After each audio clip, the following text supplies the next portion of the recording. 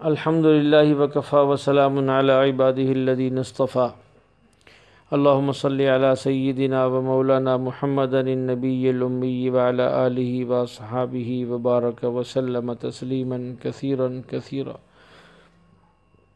جیسا کہ ہم سن رہے تھے کہ دوسری مرتبہ جب حضرت یوسف علیہ السلام کے بھائی مصر میں آئے تو ان کے ساتھ ایک نیا مسئلہ پیش آ گیا کہ ان کے ایک بھائی کو روک لیا گیا، اور پھر ایک وقت کے بعد حضرت یوسف علیہ السلام تیسری مرتبہ مصر میں آئے۔ تو اس بات سے مجھے بھی ایک بات یاد آ گئی کہ جیسے حضرت یوسف علیہ السلام کے بھائی تیسری مرتبہ مصر میں داخل ہوئے تو اللہ نے مجھے بھی مصر کے اندر 3 بار داخلے کی توفیق عطا فرمائی، اور ہر دفعہ جو ہے خیر کے اور نیکی کے بہت سارے کام وہاں کرنے کی اور بہت سارے صالحین کے قبور کی زیارت کا موقع بھی عطا فرمایا۔ تو تیسری دفعہ جب یہ لوگ آئے، اللہ فرماتے فلما دخلوا علیہ قالوا یا ایھا العزیز مسنا واہلنا الضر وجئنا ببضاعۃ مزجاۃ فاوف لنا الکیل وتصدق علینا۔ جب یہ بھائی آئے تو یوسف علیہ السلام کے پاس پہنچے اور آ کر کہا کہ ہمارے گھر والوں پر بڑی مصیبت آ پڑی ہے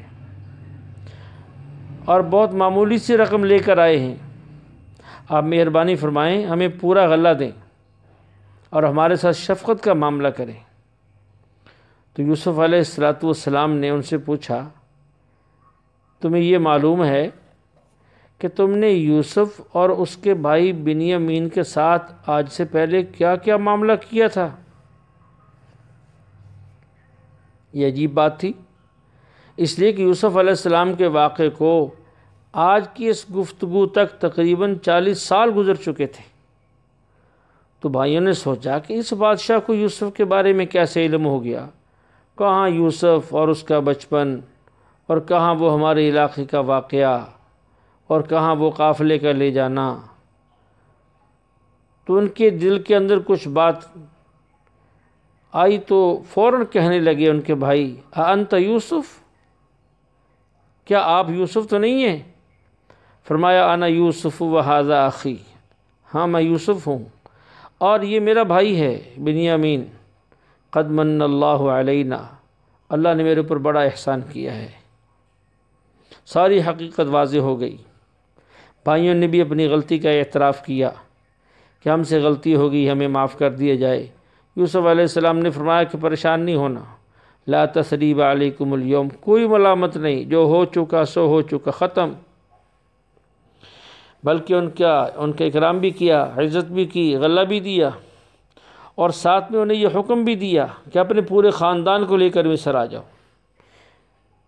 اور اپنے والد کے بارے میں وہ سن چکے تھے کہ ان کی نظر ختم ہو گئی ہے، تو اپنی قمیص بھی دی۔ اللہ فرماتے ہیں اذهبوا بقمیصی ھذا فالقوه علی وجہ ابی یأتی بصیرا واتونی باہلکم اجمعین۔ حضرت یوسف علیہ السلام نے اپنے بھائیوں کو اپنی قمیص دی کہ اسے والد محترم کے چہرے پر ڈال دینا، اس سے ان کی بینائی لوٹ آئے گی۔ والدین سمیت پورے خاندان کو لے کر مصر آنا۔ وہ واپس گئے۔ ابھی یہ قافلہ مصر سے روانہ ہوا ہی تھا، ابھی شہر سے نکلا ہی تھا، ادھر حضرت یعقوب علیہ السلام نے اپنے پاس بیٹھے ہوئے اپنے گھر کے لوگوں کو یہ کہنا شروع کر دیا کہ مجھے تو یوسف کی خوشبو محسوس ہو رہی ہے، میں تو ان کی خوشبو محسوس کر رہا ہوں، وہ کہیں یہاں قریب ہیں۔ تو جب یہ ان کے بیٹے پہنچے اور قمیص ان کے چہرے پر ڈالی، ان کی بینائی واپس آ گئی۔ پھر ان سب بھائیوں نے اپنا سارا قصہ سنایا۔ یوسف علیہ السلام تو ملک مصر کے بادشاہ ہیں اور بادشاہت کے عہدے پر فائز ہو چکے ہیں، اور انہوں نے ہمیں بڑا ہی احترام دیا ہے، عزت دی ہے، بڑا مقام دیا ہے، اور اب یہ کہہ کر بھیجا ہے کہ پورے خاندان کو لے کر یہاں آ جائیں۔